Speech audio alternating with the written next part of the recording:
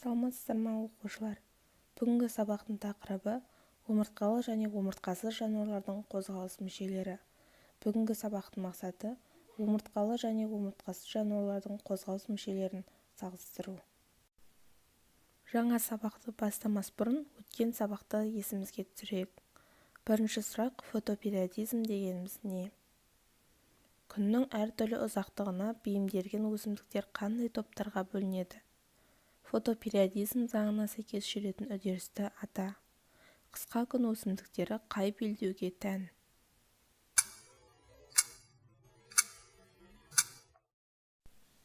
Жарайсың. Енді қалай ойлайсың? Омыртқасыз жануарларға қандай жануарлар жатады? Олар қалай қозғалады? Омыртқалы жануарлар ше? Олардың қозғалыс мүшелерін атай аласың ба?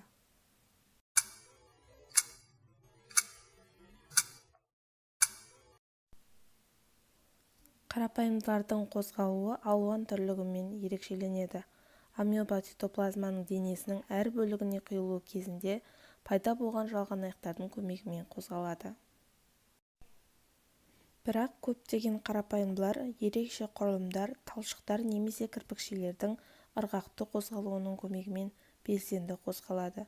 Талшықтардың көмегімен жануарлардың денесі спиральді үдемелі қозғалысқа ие болады.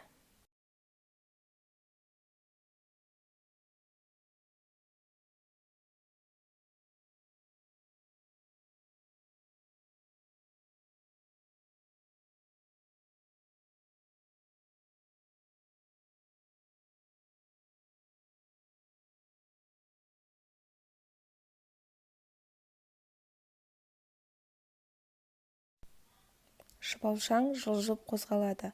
Алдымен олар өзінің денесінің алдыңғы бөлігін созады және сақиналарының құрсақ жағында орналасқан арнаулы қылтанақтарының көмегімен жердің тегіс емес беткейіне жабысады.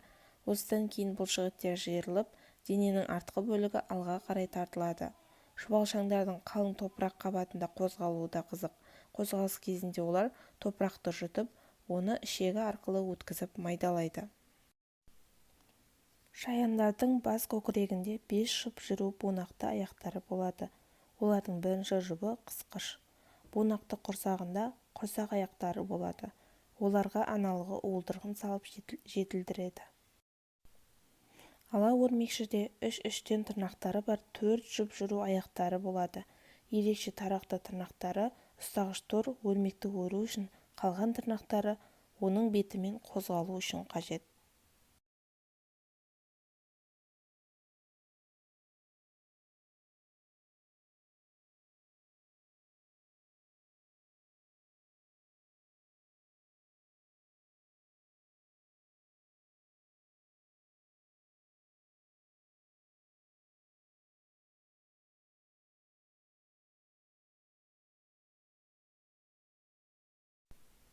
Балықтар суда еркін қозғалу үшін олардың денесінің алдыңғы ұшы судың кедергісін жеңетіндей сүйір пішінді, ал құйрық бөлігі құйрық жүзбе қанатымен аяқталады.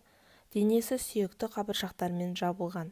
Балықтардың қозғалуына жұп көкірек және құрсақ жүзбе қанаттары қатысады. Қосмекенділер алғаш рет құрлыққа шыққан омыртқалы жануарлар. Осыған байланысты оларда 2 жұп аяқтары пайда болған. Артқы аяқтары алдыңғы аяқтарынан ұзын болғандықтан жер бетімен секіріп қозғалады.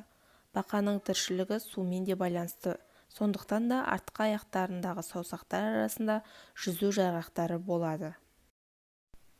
Жорғалаушылардың аяқтары өте қысқа болғандықтан қозғалуға құйрық қатысады. Жыландардың аяқтары мүлдем болмайды. Қолтырауындарда бармақтарының арасында жүзу жарғақтары болады. Теңіз тасбақаларының аяқтары жүзу қалақтарына айналған.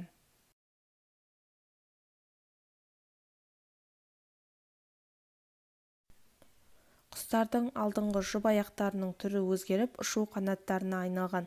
Қанаттарында ірі желпуіш қауырсындар болады. Олар қанаттарының ұшу беткейін түзеді. Құйрықтың ірі бұрушы қауырсындарының көмегімен құс ұшуын бағыттайды. Қону кезіндегі жылдамдықты реттейді. Артқы аяқтары жүруге арналған және ол әртүрлі болады. сүтқоректілерде аяқтары денені астынан тіреп тұрады, бұл олардың бір орында ұзақ тұруына әрі тез жүгіруіне мүмкіндік береді. Оқушылар енді мына жердегі термин сөздерді, яғни омыртқасы және омыртқалы жарнамалардың қозғалыс мүшелерін жазып қоясыздар дәптерге.